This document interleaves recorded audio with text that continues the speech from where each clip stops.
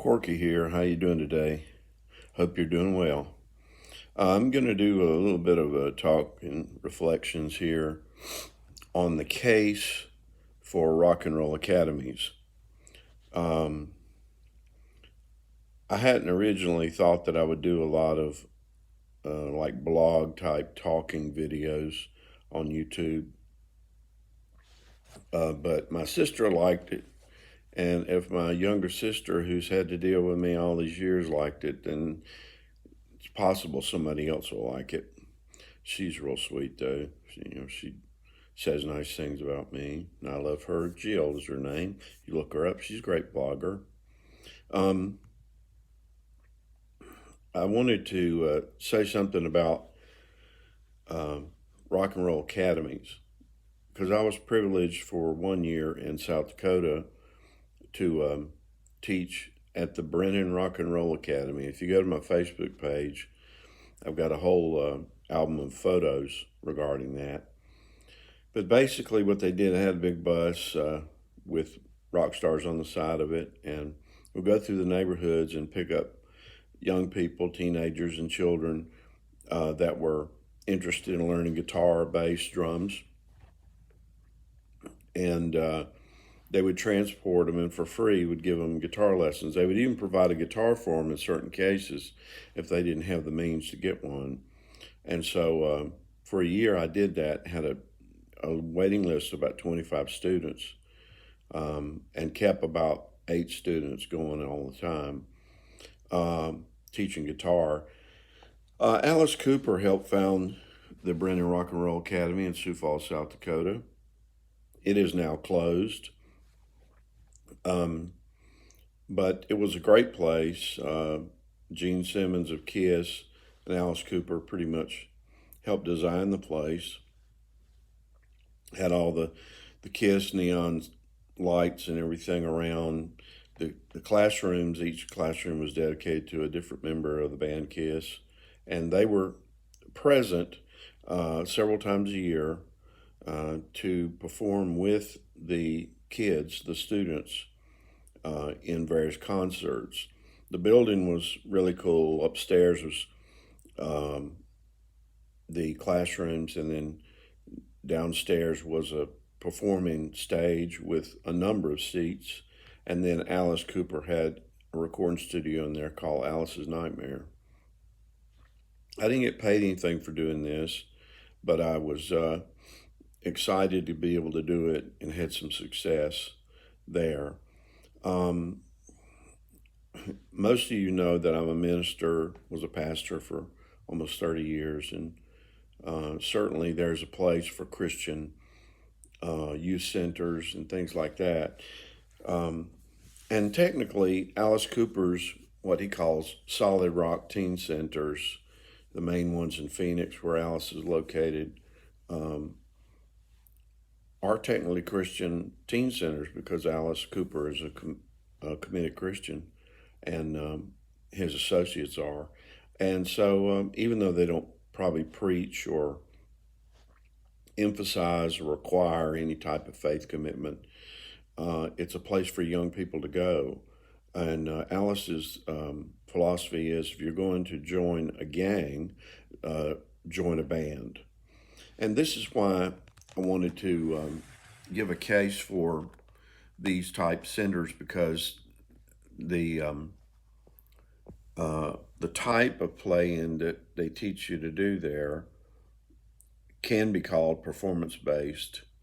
So that let's just take a traditional music student, a young person might take lessons and play in a local orchestra or band, uh, and that's a wonderful thing. But some of us were never given the opportunity to learn standard music notation, and I'm thankful that some of my grandchildren are learning standard notation and all because it makes you much more flexible. Um, but if not, especially if the teen or the youth come from troubled neighborhoods where they've not had many educational opportunities, um, then a place like this is really wonderful. What's really great about it is that they learn to play with other people. That's how they learn. So that early on, they form bands in the center, and the bands perform on the stage at the place. And this was great because in learning to play the guitar, it's important, I think, to do it socially. So that rather than being tied down to a music manuscript on a music stand, you're watching somebody else's hands, or you're relating to a human being, and so that it becomes social music. Uh, and then when you go out into the community to provide services in music, then you will get to see the music and the power of it relationally as it relates to making friends and actually mentoring other people. Uh, so that um, it's kind of discouraging to be sitting in your room alone, learn to play bass with YouTube videos, because you've got questions and maybe you can, comment and ask them or whatever, which is fine. Um, but it'd be really great if you, when you first learn to play bass, if you could be in a group of people where there was a guitar player and drummer, and you can learn what the pocket is, because it's a very sensory experience to do that. So I want you to go on the web and check out Alice Cooper's Solid Rock Teen Centers. They're still open. There's also School of Rock, but School of Rock tends to be, I think they charge for the lessons. I'm not sure. I believe they do. And Alice may even charge for lessons. But the places where I've seen the most success are where they offer the lessons free, and then the people donate their time. And most of the time, where I was, the instructors were, you know, grown men and women who were from families, had families, and had already, made faith commitments of some sort, although we didn't bring that up when we were teaching at the center, because we were there to focus on, the fretboards of the instruments or the drums or the keyboard or whatever. And so I just am making a case for this.